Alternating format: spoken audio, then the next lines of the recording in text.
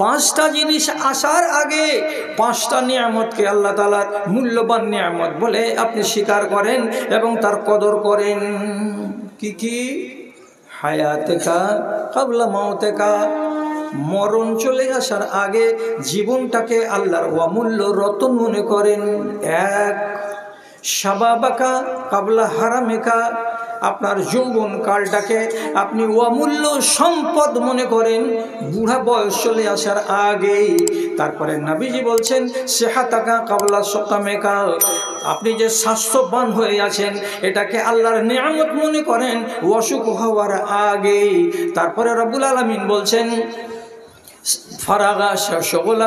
ফারাগা কাবলা শগলেকা, আপনি মুক্ত হস্তে আছেন, এখন কোনো ঝামেলা নাই, কোনো দায় নাই, আপনি ফ্রি হয়ে আছেন। যেদিন আপনি ব্যস্ত হয়ে যাবেন তখন হয়তো এতগুলো সুযোগ পাওয়া যাবে না। তার জন্য যতক্ষণ মুক্ত হয়ে আছেন, যতক্ষণ নিশ্চিন্তে ঘুরে বেড়াচ্ছেন, এই সময়টাকে মূল্যবান সময় মনে করেন। তারপরে নবীজি বলছেন হায়াতেকা কাবলা মওতেকা গিনাকা কাবলা ফাকরেকা, যতক্ষণ আপনার কাছে টাকা আছে, পয়সা আছে, ধন আছে, দৌলত আছে, এই সময়টাকে মূল্যবান মনে করেন। কখনকার আগে আগে যেদিন আপনার কাছে টাকা থাকবে না, আপনার কাছে পয়সা থাকবে না, সেই দিন আসার আগে আগে। তাহলে স্বাস্থ্যটাকে মূল্যবান সম্পদ মনে করুন, এর থেকে আপনি যতটুকু উপকৃত হওয়ার উপকৃত হন। আর কখন কখন আপনার অসুখ চলে আসার আগে, আপনার জীবন থাকতে থাকতে মরণ আসার আগে যা কিছু করার আছে আপনি করে নিন। তাহলে এই কথাগুলো যে নবীজি বলেছেন কতটা মূল্যবান কথা, এদিকে কি আপনাকে নজর দিতে হবে কি হবে না? যৌবনের সময়টাকে আপনি মূল্য দিবেন। এই যৌবন বয়সটাই হচ্ছে সবচাইতে কাজের বয়স। এই বয়সের ইবাদতকে আল্লাহ রাব্বুল আলামিন লুফে নেন।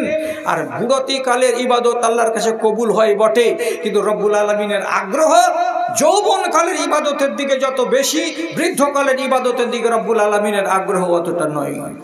কেন? সময়টা এমন, যেই সময় আপনার ডানে যাওয়া আর বামে যাওয়ার বয়স, সেই বয়সে যদি আপনি আল্লাহকে ধরে রাখেন, ডান আর বামকে ছেড়ে দেন, তাহলে এটা আল্লাহকে অত্যন্ত প্রিয়।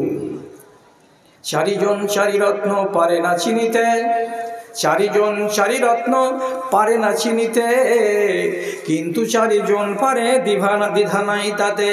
যুবক যুবতীগণ চিনে না যৌবন, বৃদ্ধ বৃদ্ধা চিনিয়াছে যৌবন কি ধন রে, যৌবন কি ধন। সুখ কি পদার্থ সুখী পারে না চিনিতে, সুখ কি পদার্থ সুখী পারে না চিনিতে, দুঃখীকে জিজ্ঞাসা তিনি পারিবেন বলিতে গো, পারিবেন বলিতে।